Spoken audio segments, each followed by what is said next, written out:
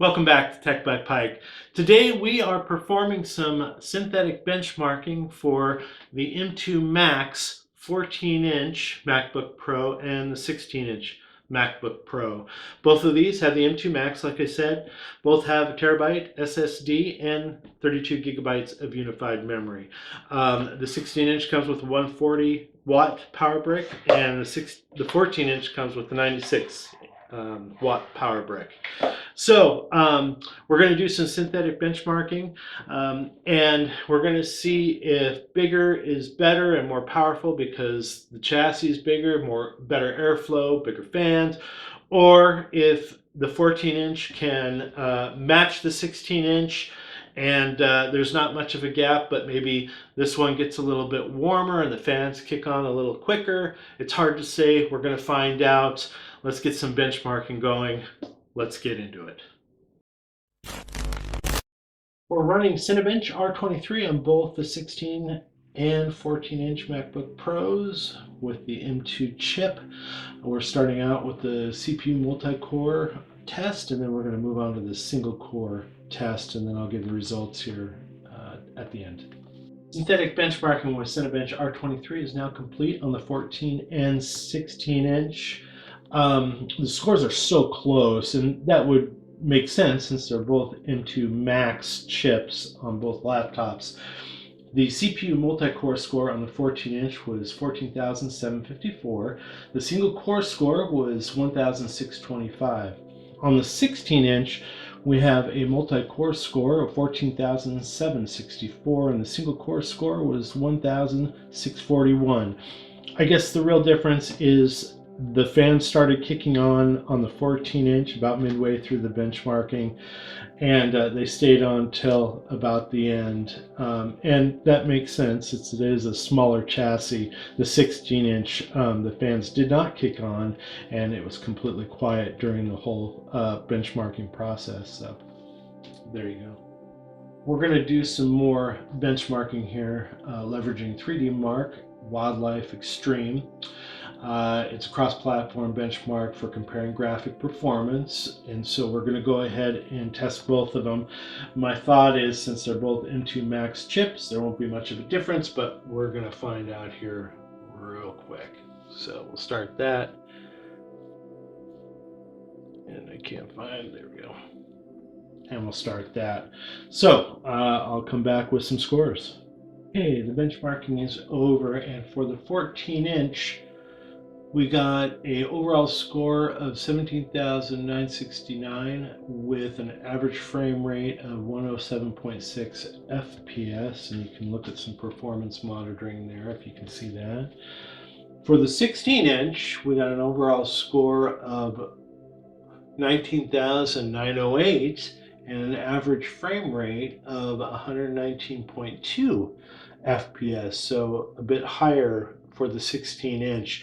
I will say that I did hear the fans kick in on the 14-inch towards the end of the benchmarking, so that may have something to do with it, smaller frame chassis, so that would make sense. And you can also see the performance monitoring as well. There is some dropped frame rates on the 14-inch. So interesting.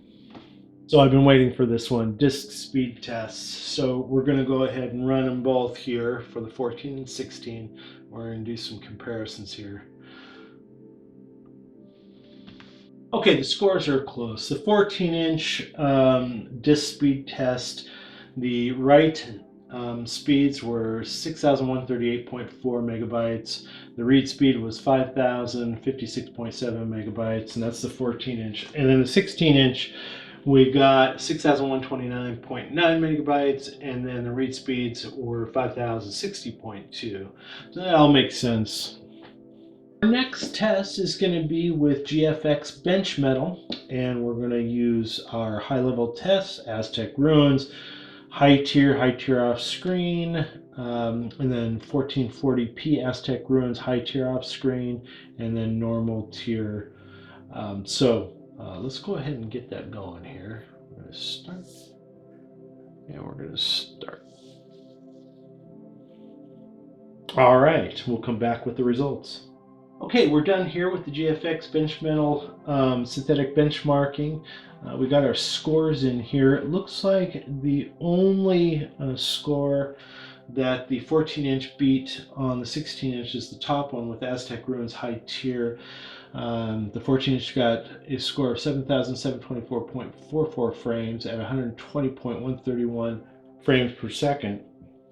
And the 16-inch got 7,713.08 frames at 119.955 frames per second.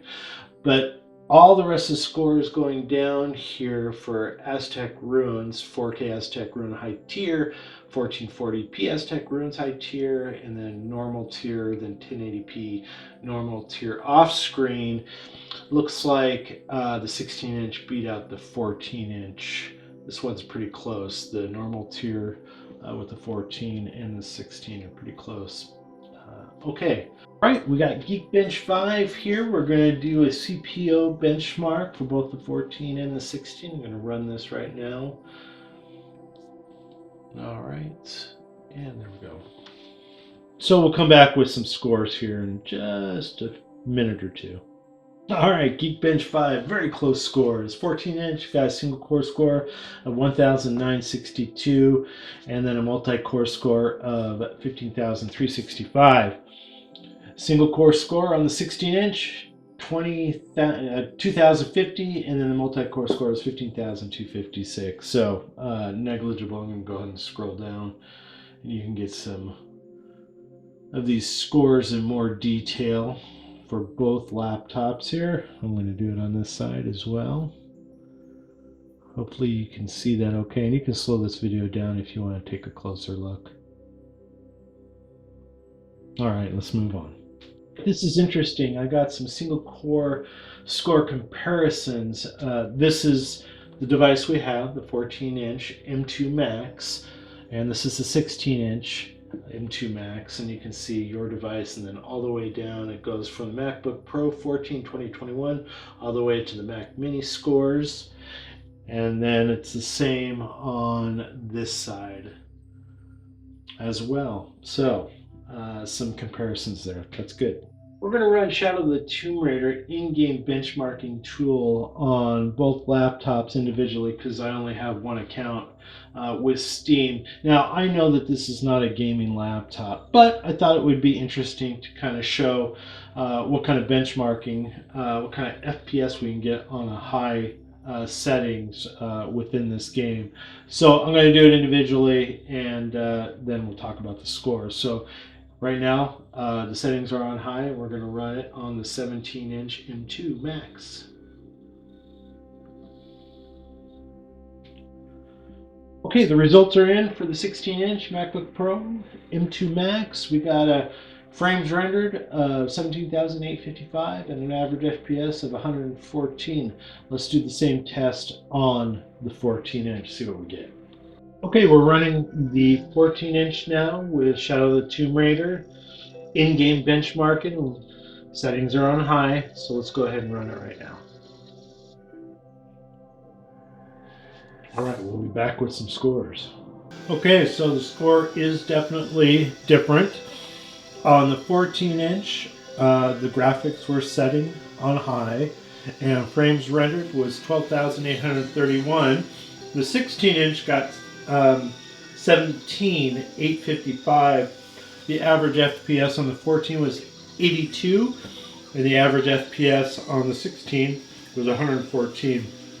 I think it really comes down to the size of the chassis, airflow, and how cool the laptops stay comparably, which is impacting these scores. So anyway, there you go. And keep in mind, these are not gaming laptops. Okay, so that's it for this video. I know that synthetic benchmarking is a little bit of a dry topic. but we got through it.